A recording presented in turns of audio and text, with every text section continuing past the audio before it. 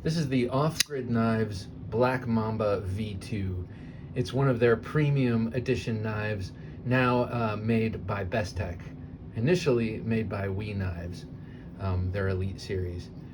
This I've had for a few days and I haven't been able to kick it out of my pocket. I absolutely love this thing. And if you can see, you'll see many reasons why. If you look at it, it looks like a small version of one of my favorite knives, the Enforcer XL. But I'll show that in a second. Before I get there, just look at the texturing, this sort of golf ball dimpling in this titanium. It is so pleasing to the eye and to the touch.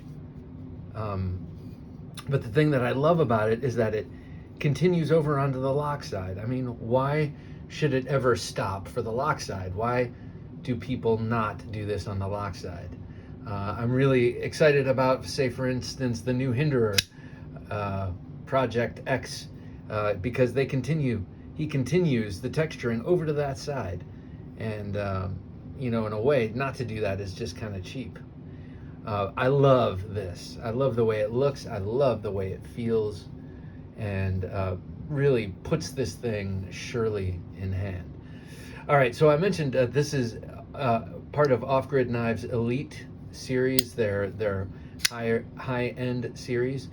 They have made their name on tough as nails, Bestech built, adventure-minded hard-use knives designed by Kerry Orifice, an adventurer himself who lives out in California, and making them affordable. But they have a couple here, this and the Scorpion, that are premium editions, made in titanium with high-end blade steels and a little bit extra, you know what I mean?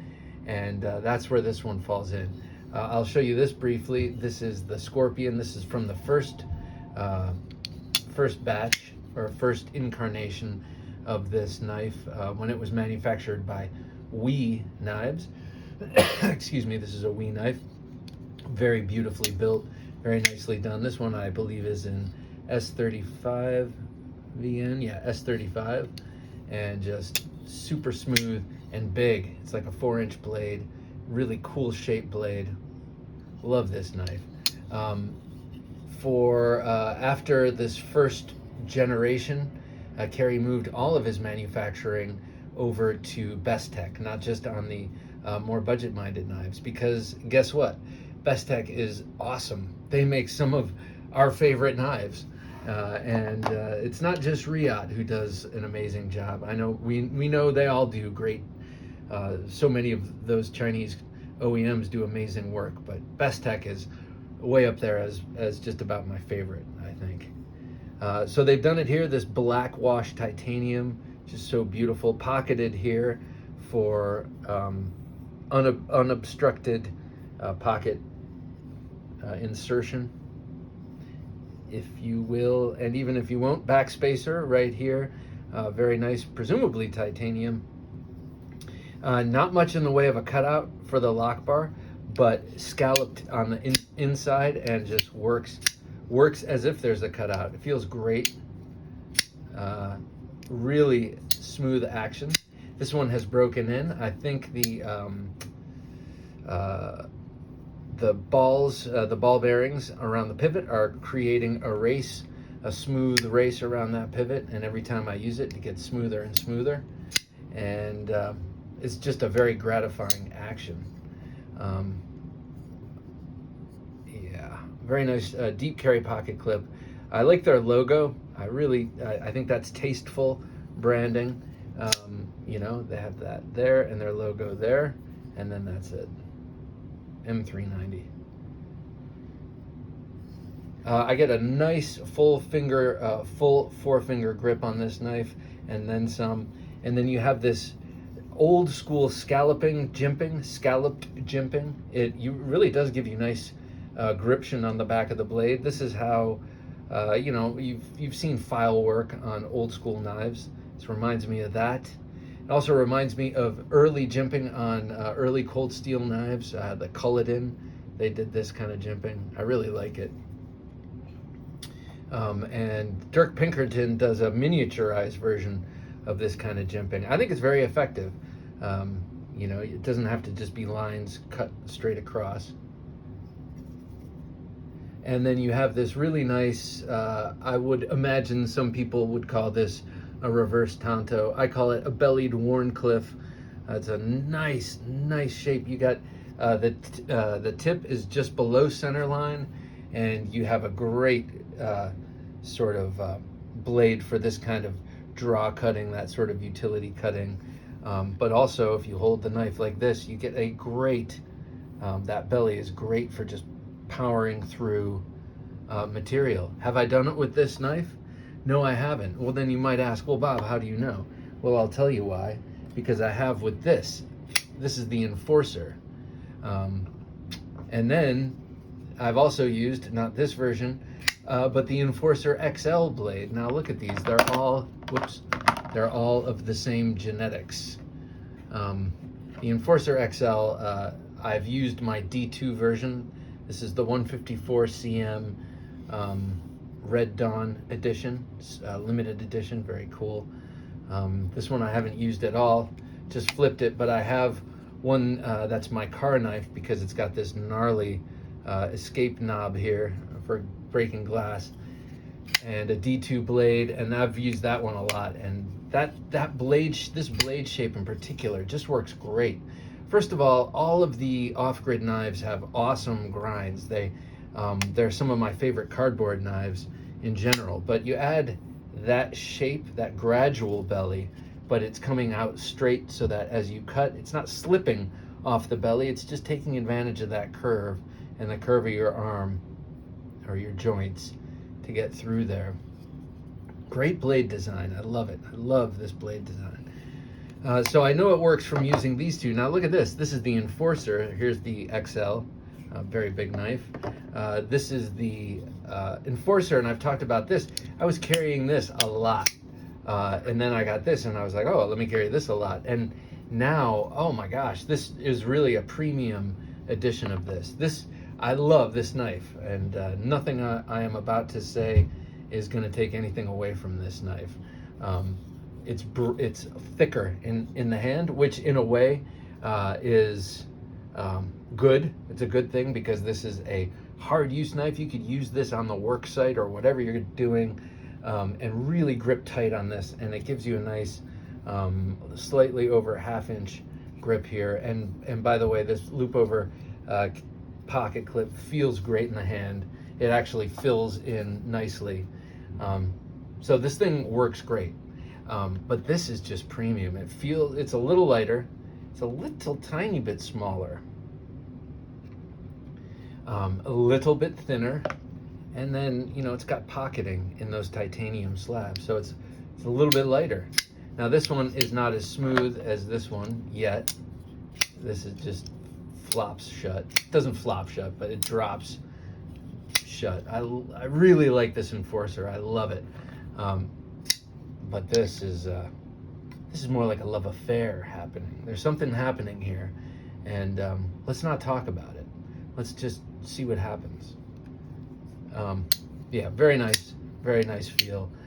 There is something in the slight size reduction that makes this feel even better in my hands. My hands aren't huge, so maybe that's why. Beautiful blade shape. Oh, and the jimping on this is awesome too.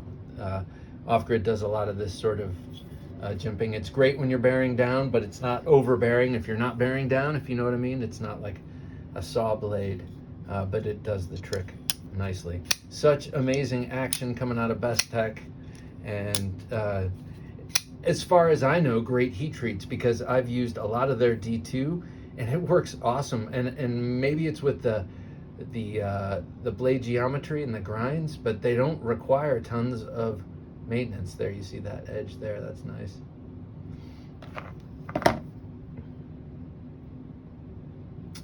Nice and thin, but stout and sturdy. Look at that tip. I mean, you could jam that into something if you needed to. All right, let me compare this to a couple of knives. First, of course, the Enforcer, and I'll get the Enforcer XL in the picture, just like gargantuan by comparison. Great knife, really great knife. Big handle, lots of texture. This is a great last ditch tool. I mean, or something to have in your truck for dire circumstances. Great with gloves, that kind of thing. Great with crowds. Here it is with the premium Elite Series Scorpion. This one made by We. And then here, let's do size comparison. There it is with the vaunted PM2, the vaunted and perhaps overrated, but still incredibly awesome PM2. I had to say that so I don't get, taken out in the streets, black bagged for saying something bad about the PM2. Hey, I've had it this long. So kind of in between. And then here it is with some knives with a similar spirit. Now this one is your budget version. If you don't want to fork out for this, if you don't want to fork out for this, fork out for this. It's way less, and it's still a very, very, very similarly awesome knife. But say that's not in the cards. This is one that's kind of in the similar camp in that it's that gentle belly, still has a tip, but the tip is slightly below center. I guess that's what I'm getting at. Similar uses for those, but this is budget knife. This is a premium knife. Speaking of premium knives made by Bestech, here it is with the Vero Synapse, about the same size. Another great knife, another great designer, and another great job execution by Bestech. I love you, Bestech. And then here, this one is by Concept. This is the K Maxrom Pelican. And actually, there's another blade shape that comes in this that is much more similar to this. I just don't have it. But kind of similar spirit in its dark titanium, awesome action goodness. All right, well, that's about it for blade comparisons and everything else. I am absolute in love with this knife. As you know, I openly boast my adoration for off-grid knives, and I have a discount, what do you call it, an affiliate link that I'll put in the description below. If you like this or any other off-grid knife, just click on that affiliate link. It will click you through to their website, and if you buy something from them, I get a tiny little commission. And it's a very generous offer, and not an offer I accept from just anyone. I've been offered affiliate codes for other knife makers, which I have turned down. But off-grid knives, I love what they stand for. I love what they make. I love their designs, and then the execution from Bestech. They deserve my support. All right, thank you guys for watching, and thank you Off-Grid Knives for making this super cool Black Mamba V2.